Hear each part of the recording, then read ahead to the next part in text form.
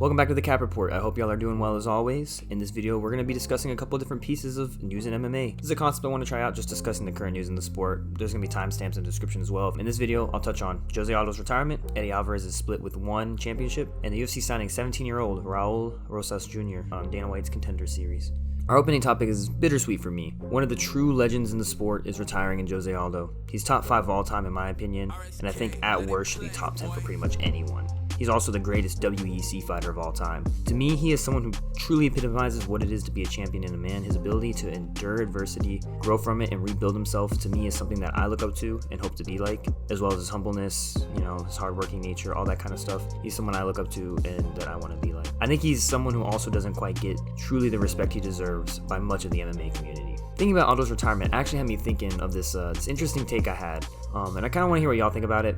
I'm not saying it's necessarily fact, it's just something I was thinking about, and I kind of feel like I've noticed to be true. And I feel as though you can kind of tell how long someone's been watching MMA by their opinion of Jose Aldo. Likely not in all cases, but many, because we had so many moments in dominance before the McGregor fight that I feel like a ton of people forget about. Being someone who watched him at that point before, as I remember seeing him go from the WEC to the UFC, it's crazy to me the lack of respect Aldo gets. He seems to not get mentioned enough in comparison to guys like Anderson Silva, GSP, John Jones, as in my opinion, he's in that tier of guys. This also could be part of being in one of the lower weight classes though. Mighty Mouse has faced this issue as well in the GOAT conversation. Another issue he has, which I think other WEC and Strikeforce guys see, is that their accomplishments in those organizations before the UFC are seen as lesser in many cases, which is not the truth at all, particularly for those in the lower weight classes of bantamweight and featherweight from the WEC, as that's where the UFC's lower weight classes came from. They bought the WEC and transitioned those weight classes into the UFC. I think a lot of MMA fans' first true impression of Jose Aldo was the McGregor knockout, as McGregor brought so many new fans to the sport. And because of this first impression, I think they tend to discredit Aldo more than they should. For example, say Aldo had the double flying knee knockout of Cub Swanson. Say he had that in the UFC. Say he had that in a time period close to the Conor fight. Say that was people's first impression of Aldo. I think that it would completely change many people's opinion of him. I really think he's a victim of timing and perspective and how he's perceived by many. It's just a thought I had, but let me know what y'all think. I just think that it's really unfortunate how people see him solely because of the McGregor fight. As I said, it's bittersweet, but it's nice for once to see a legend who retires before it's too late. Far too often now we see guys who become shells of their former selves in front of our eyes as newer generation guys show them how the game is passing them by. Look at Tony Ferguson, BJ Penn, Donald Cerrone, all examples of that. So although Aldo went out not on the greatest performance, it pales comparison in a good way to how others have gone out. Looking at his legacy, it's a shame he didn't get that one last title shot that he was trying to push for. In my opinion, he was robbed when TJ Dillashaw got the bantamweight title shot over him in a very debatable win over Corey Sandhagen. It's a rant I've made before, so I won't make it again. Point being, I don't think Dillashaw deserves a title shot coming off of a suspension and a fight that he very debatably won. It sucks because Aldo won one last run at the title and he was so close to it. And to be honest, I think that Aljamain Sterling is a good matchup for him. You know what I mean? I think that he would do well against him. That being said, despite that, one must really respect his run at bantamweight. Aldo found a way to move down a weight class, something many people never thought was possible, adjusted his style, and had success making another run at the title. He retires with a record of 31-8, a 2-time featherweight champion in the UFC with 7 defenses in his first run. He would defeat Frankie Edgar to win the interim belt again for his second time, but would ultimately lose, I believe, what was the title reunification bout. If you look at his list of notable wins, it's insane. Cub Swanson, Mike Brown, Uriah Faber, Mike Hominick, Kenny Florian, Chad Mendes twice, Frankie Edgar twice, Chan Sung Jung, the Korean Zombie, Ricardo Lamas, Jeremy Stevens, Chito Vera, Pedro Munoz, Rob Font. What a career. Aldo is one of my favorite fighters of all time, and I genuinely feel lucky to have seen him fight, watch his career as it's gone by, and also just to have seen him fight in person.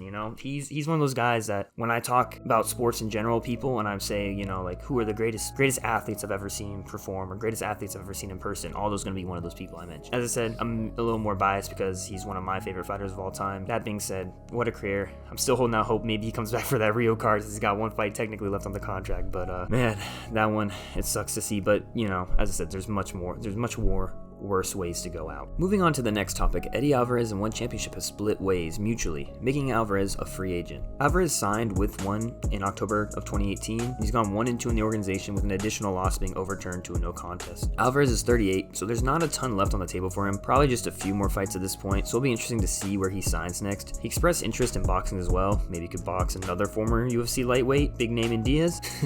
Who knows? But if he continues in MMA, I think each of the major promotions have an interesting opponent it for him. Granted, I will preface this with, I think that Eddie Alvarez is one of those guys who should be only really fighting older legends from his era. First up, we'll go with the UFC. I personally don't see this option very likely, but there are a few guys you can match him up with there, like Tony Ferguson or Jim Miller.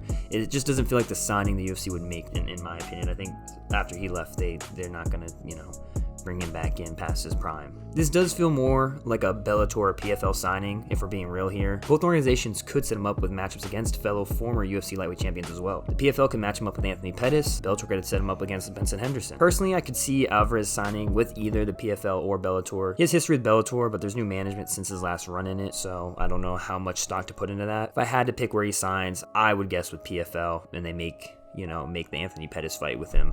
Supposedly they want to test out pay-per-views, so that might be a good way to test that out, is to throw him on a pay-per-view card against Anthony Pettis. And now we move on to our final topic for the video, Raul Rosas Jr. becoming the youngest ever UFC signing at age 17. There's been a lot of different takes about this. First off, I'm going to say that I'm happy for him. It's truly an amazing accomplishment to make it to that organization at that age. It is insane. And he looked really good out there. The submission attempts, consistently advancing positions, always looking for a finish. For a 17-year-old, not even just for a 17-year-old, he looked good as a fighter, but as a 17-year-old, he looked amazing and that there was a ton of potential. That being said, that's where the positivity is going to end for me. I don't think this is the right decision. I worry a lot about his development being hampered by this deal. Obviously, the UFC will be able to help him through matchmaking for a little bit, but he's in the bantamweight division. That's the deepest division in the organization. You can go deep and there's really good guys. So I really think that he should have taken some time to develop either through the regional scenes or even in one of the lower, smaller organizations owned by the UFC. I don't know why they didn't make this the fact that this is not a development deal is crazy to me. You could have signed him and just put him in one of your lower organizations, let him get a little more experience, build his confidence as well, build his skills. You know what I mean? I don't think the UFC has the best track record with these situations. Just look at like Sage Northcutt, for example. I really hope for Rosas Jr. that I'm wrong and that this works out. I just think there's too much working against him here. And obviously there's a lot of room and time for him to grow. And I don't know how often he wants to fight. He could, take his time with this. I don't know how long you can match him up favorably to the point where, he doesn't, he gets out of the whole sink or swim area and he's a stable part of the roster. You know what I mean? But that's about all I'm going to cover in this first initial Cap Report video discussing MMA news. There's been a bunch of big news since I began writing the script for this video, so expect another one of these to come out pretty quickly afterwards, probably in a couple days. Let me know in the comments below just all your thoughts on all the pieces of news, What do you think about Aldo's retirement and his career as a whole? Do you agree on my thoughts about how he's perceived? Where do you think Eddie Alvarez will sign next? Who do you think he's going to fight? What are your thoughts on the UFC signing 17-year-old Raul Rosas Jr.? As always, I appreciate the support on the channel so much. It is still insane to me. But yeah, please leave a like, subscribe if you could. Shout out to all 209 subscribers we have and anyone who subscribes from this video. Have a good one, y'all. This has been the Cap Report.